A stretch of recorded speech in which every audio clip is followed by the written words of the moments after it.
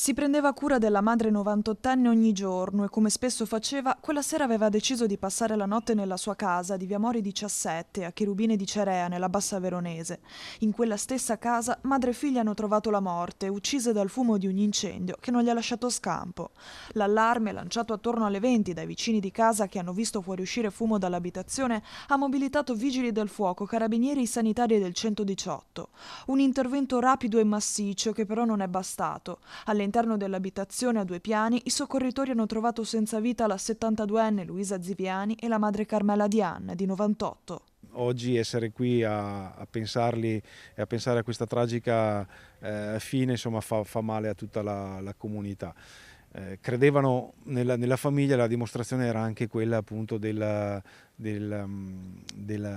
comportamento che la figlia aveva nei confronti della mamma, che nonostante fosse autosufficiente veniva tutte le sere ad accompagnarla, ad accudirla durante la notte, insomma non aveva patologie particolari, mi dicono, e in questo senso qua c'era solamente tanto affetto e una famiglia unita, e per questo tutta la comunità di Cerea a maggior ragione si unisce con il massimo affetto a tutti i familiari. Secondo i primi riscontri, l'incendio potrebbe essere stato innescato da un cortocircuito. Madre e figlia sarebbero decedute per intossicazione da fumo. Sui corpi non sarebbero state infatti rilevate ustioni. I pompieri hanno lavorato fino alle 2 di notte per evitare che le fiamme si propagassero alle case vicine. Una famiglia unita, spezzata da una tragedia silenziosa. Solo pochi giorni prima Luisa, che avrebbe compiuto 73 anni ad agosto, e il marito avevano festeggiato un traguardo importante, i loro 50 anni di matrimonio.